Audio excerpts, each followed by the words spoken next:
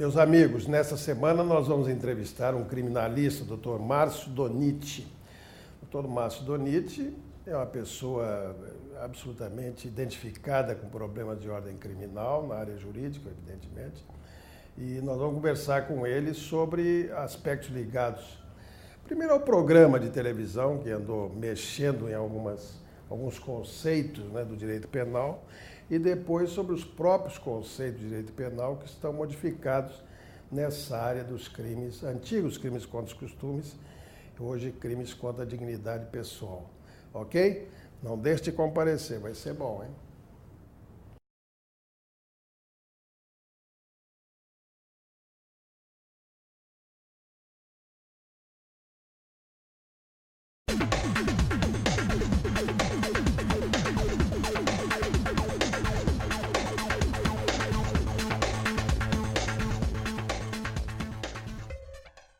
Senhores telespectadores, o programa Justiça Sem Fronteiras vai entrevistar nesta oportunidade o criminalista Dr. Márcio Doniti. Dr. Márcio é um homem de larga experiência na advocacia criminal, é um estudioso do direito penal e nós vamos conversar com ele sobre diversos aspectos ligados ao crime de estupro propriamente dito, ou aos crimes, como hoje se chamam, contra a dignidade pessoal, contra a dignidade da pessoa humana, conforme o texto constitucional, aliás, né? É verdade. E sobretudo, em função de um programa de televisão que andou mexendo com a cabeça das pessoas a propósito dessa temática. Não é isso, meu amigo? Como é que estão as coisas aí no mundo do... As coisas na televisão, as coisas na televisão passam mais rápido do que nós gostaríamos que passasse. E a legislação, ela não acompanha muito essa evolução, né? O episódio em questão, que você há pouco se refere, eu pessoalmente não vi o episódio, porque não acompanho o programa. Eu vi pelo noticiário. Mas o noticiário me fez buscar informações sobre. Eu não estava no país e quando retornei, acabei tomando conhecimento com o episódio e quase tive uma ligação profissional com o fato. Me parece que houve, debaixo de uma coberta, um entrevero, se a gente pode dizer assim, um momento de carinhos, de carícias depois de uma festa. E a coisa não é explícita. Logo depois se discutiu a retirada do rapaz do episódio, ou melhor, do programa, sob a alegação de estupro. E estupro, como se sabe, quer dizer, na lei brasileira, não é de hoje, já é de antiga, de 1940, portanto, com a evolução constitucional de 88, se necessitou modificar. Mas já naquela época, em 40, se falava em constrangimento. Estupro pressupõe o quê? Constrangimento, violência ou grave ameaça. Sem um desses três pontos, não há que se falar, não há que se discutir em estupro, né? No crime propriamente de estupro. O que parece que ficou pior assentado na discussão é que a moça, a suposta estuprada, dias depois, alegou, primeiro, que não estava embriagada e, segundo, que não foi estuprada. Quer dizer, ainda que tenha havido uma relação íntima, que a lei hoje já não mais estabelece a conjunção carnal, quer dizer, não é necessária a conjunção carnal, o ato libidinoso é o suficiente, ainda que tenha havido, foi consensual. E ela não foi induzida, salvo engano. Isso é interessante notar, você colocou muito bem, quer dizer, o crime de estupro, ou o antigo atentado violento ao pudor, era um crime que envolvia a liberdade sexual. Exatamente. A tutela é a liberdade sexual. Exatamente. Nenhum relacionamento desse, salvo naquelas hipóteses de vulnerabilidade, como a lei chama hoje, né? Exato. Prescinde desse elemento identificador. Né? O elemento identificador é exato. A coisa que mais me chama a atenção... O dissenso da vítima. A coisa que mais me chama a atenção é a ausência do elemento violência, do elemento constranger. Você pode constranger uma pessoa com pancada, apontando uma arma, até com o dedo em riste de uma maneira grosseira, agressiva, ameaçadora, é um constrangimento. Mas é um constrangimento de você causar um mal injusto, grave, iminente, e que a pessoa não possa se defender disso, ou se esquivar. Naquele caso, me pareceu, primeiro, era um ambiente festivo. Não houve um embriaguez, que se disse também na época, eu acompanhei através da internet alguns comentários jornalísticos, de que a moça teria ingerido bebida alcoólica. O fez direta e livremente, quer dizer, teve a intenção de fazê-lo. Não foi induzida a beber. Não lhe colocaram nenhuma substância dentro da bebida. Se foram para debaixo do edredom, como se chama lá no programa, você acaba sabendo dessa terminologia, debaixo do edredom, confessionário, quarto do líder, quer dizer, foram para um ambiente propício a carícias, também não foi levada lá sob constrangimento. E, sobretudo, mais que nada, dias após, já o episódio na delegacia, ela afirma textualmente que não foi estuprada e muito menos constrangida. Uma coisa, Márcio, eu não acompanhei porque isso eu vejo por um outro ângulo, que eu vou te transmitir daqui a pouquinho, mas eu não vi, isso gerou algum registro da ocorrência? Né? Gerou registro de ocorrência policial, gerou, pior de tudo, uma manifestação da autoridade policial. Chegou a cogitar que, ainda que ela não tenha reclamado, representado, você sabe que uma das mudanças da Lei 12.015, de 2009, que modificou o Código Penal, deu nova redação, trouxe novas penas, excluiu determinados crimes, como você se referiu há pouco, o atentado violento ao pudor, que não existe mais, né? Ele também exige que a pessoa represente. Quando a pessoa é maior de 18 anos e capaz, portanto, ou seja, não está naquela condição que a lei refere do vulnerável, menor de 14, doente mental, uma pessoa que não possa se expressar, você tem que representar. A ação penal, o processo criminal é condicionado à representação. Eu cheguei a ver uma entrevista da autoridade policial dizendo textualmente que ia continuar investigando, ainda que ela não tivesse representado, ainda que ela tivesse afirmado à vítima que não houve estupro. Quer dizer, há toda uma intenção de exibição de flagelo público. Certo. O uso da mídia para isso, há pouco conversava com uma pessoa aqui na sua antessala do programa, e disse, mas eu acho que estavam querendo audiência, notoriedade. Tá certo, é isso mesmo. Né? É isso que eu ia dizer, na pouco você estava falando, da Suzana aqui. Para mim, em torno do fato que houve mesmo, foi um incentivo para que a coisa viesse a público, para que novas pessoas se interessassem pelo programa. É verdade. Assim. E a coisa só soube agora de uma discussão técnica do assunto nesse momento, no que nós estamos fazendo aqui. Ninguém no território nacional e fora dele discutiu a questão do ponto de vista técnico. Exatamente. Bom, nem eles sabiam. E a imprensa não se interessa por isso. Não está interessado. Agora, há coisas que acontecem fora do programa, evidentemente, na sociedade, de uma gravidade muito vigorosa, muito grave, efetivamente, especialmente nos lares. O crime de estupro é um crime que pouco chega às raias do tribunal, ou seja, ao processo, ao julgamento de um magistrado. É muito difícil. Primeiro, a estuprada, como você sabe de larga experiência. É um processo de prova difícil. Prova difícil. Hoje não, hoje a coisa é mais fácil. Você me obrigou a estudar o tema um pouquinho mais, um detalhe. E o sujeito passivo, disse o sujeito passivo, a vítima.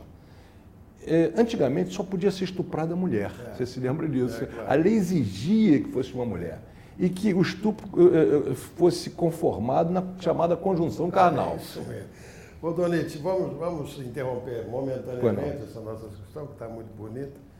Daqui a pouco nós estamos de volta.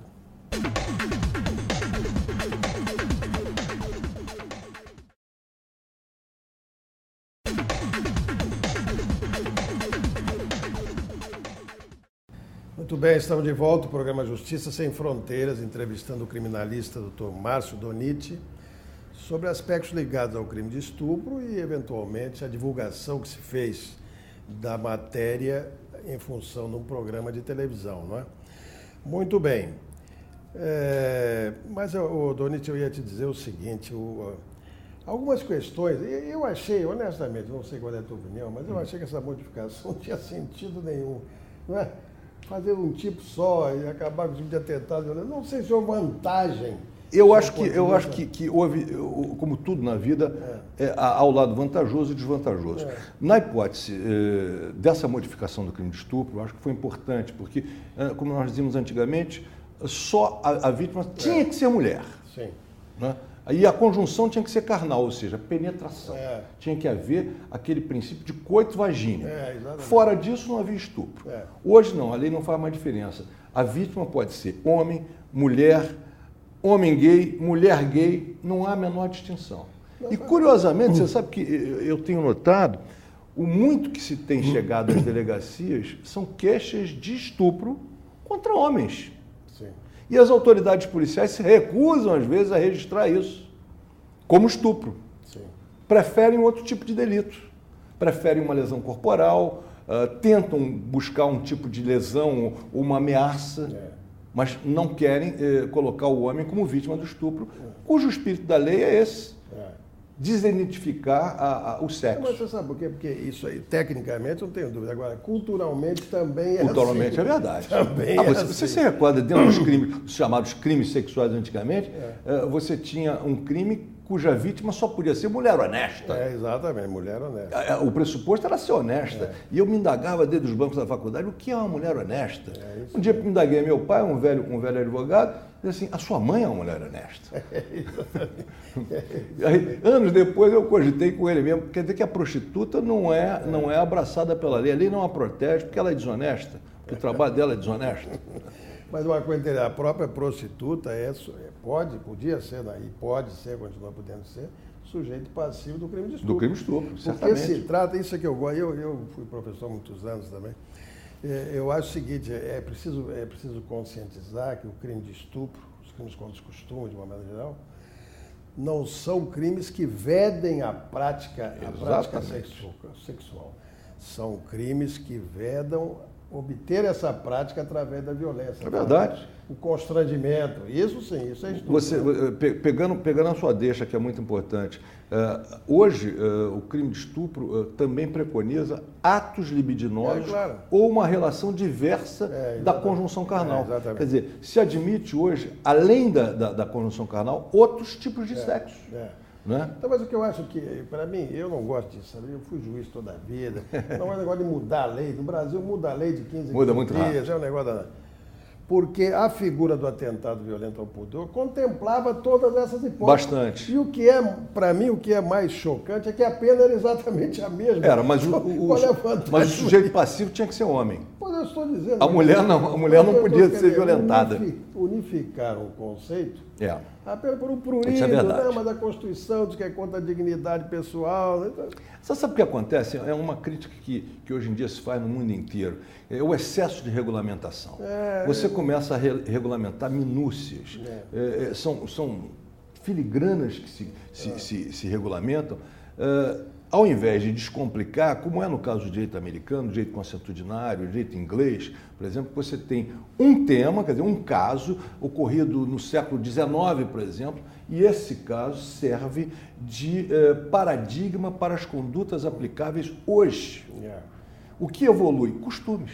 É verdade. No nosso caso, não. Se tenta regularizar, ou regular, proteger, tutelar tudo. Amanhã, até as relações interpessoais, homem e mulher, vão ficar dificultadas. Você convida uma determinada moça para uma conversa num bar, não é? Tomam seus drinks e isso acaba, vamos dizer, num coloque afetivo íntimo, que pode ser um sexo ou não, completo ou não.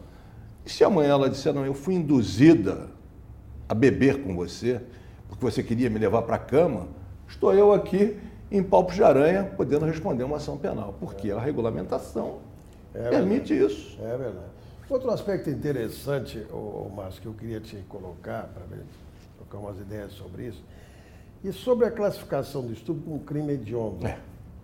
Como é que você vê isso? Qual é a tua visão desse assunto? Hein? Hoje em dia nós temos uma visão de crime hediondo que, se você fizer uma correlação, não vai pela ojeriza que o caso pode causar ao tecido social, mas a repercussão que a mídia dá. Isso aparece diametralmente posto na pena combinada ao tipo.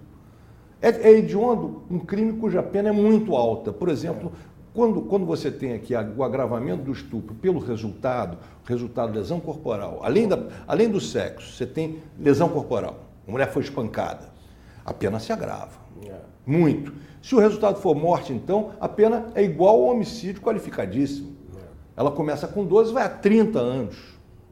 E não passa disso, é verdade, porque no Brasil não tem pena superior a 30 anos. Mas e há quem pensa que é pouco, né?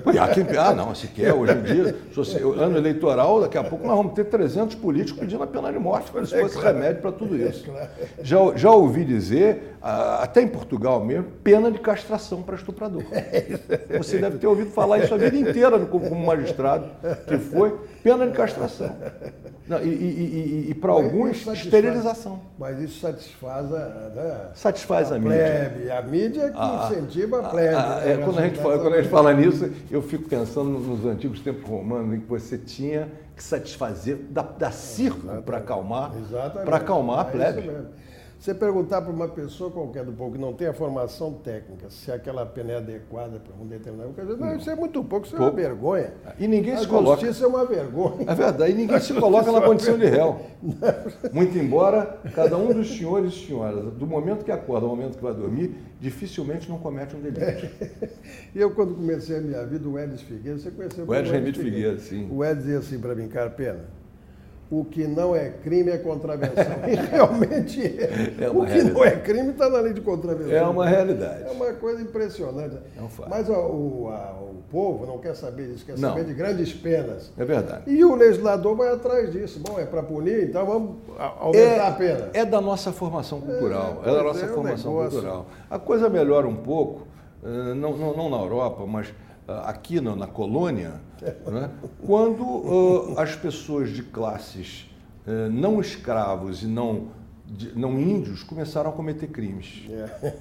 Quando se relacionar com uma negra escrava, passou a ser crime. Porque teve um tempo que isso não era crime. Exatamente. Porque ela era uma propriedade sua. Exatamente.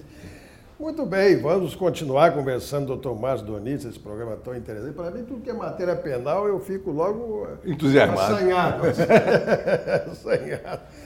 Mas, senhores, por gentileza, nós vamos demorar só um pouquinho, estaremos de volta dentro de um minuto. Não perca, hein? Fique aí.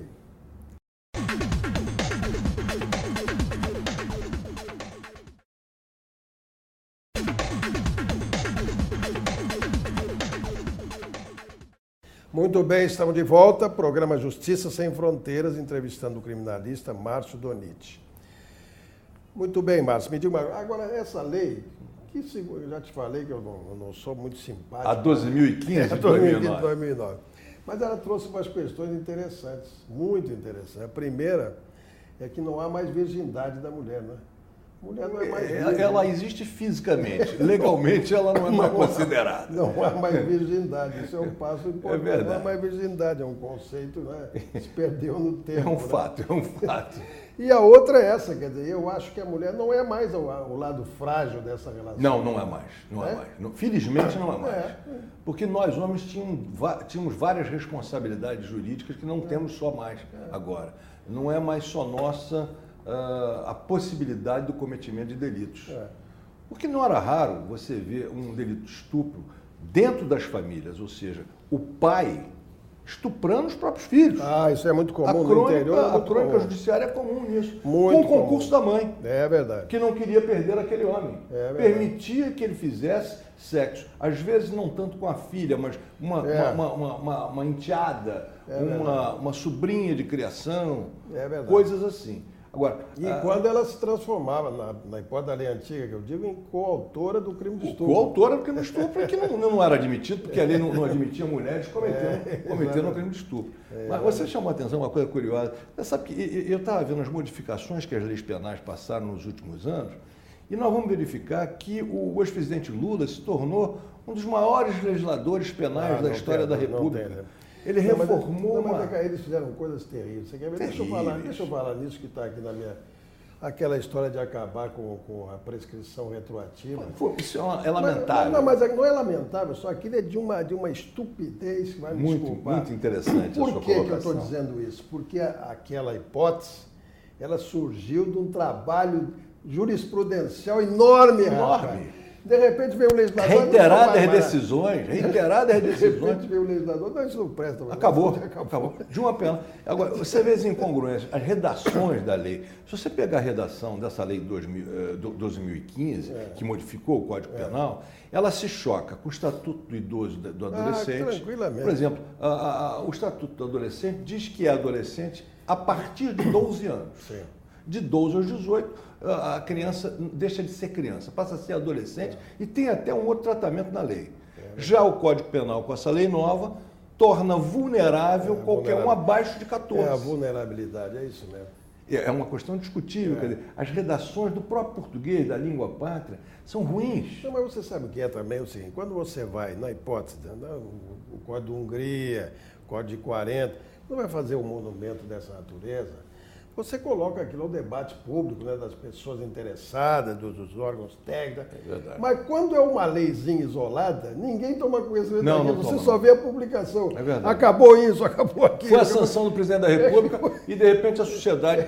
Nem nós, operadores de direito, eu não gosto desse termo operador de direito, não. Não me sinto um operador de direito, me sinto um advogado. Mas o Colégio de Advogados, a Ordem de Advogados, não é chamado a opinar.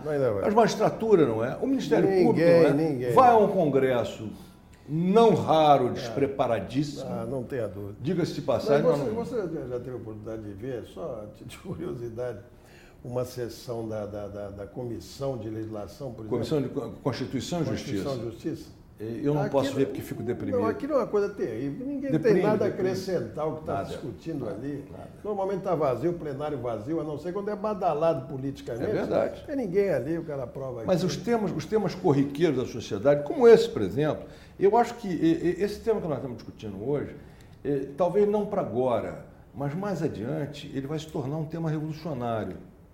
Porque, na realidade, primeiro você desconstituiu alguns status que a mulher tinha desde a época do Brasil colônia, sobretudo com influência da Igreja Católica. Não é? Recoloca a questão da homossexualidade, não é? Tanto masculina quanto feminina, no meio da discussão do tecnicismo penal. E mais ainda, traz a ideia de que criança é um incapaz, entre aspas, porque em alguns permissivos da mesma lei, o aumentativo da pena não é só pela idade. Já há um tipo específico para isso.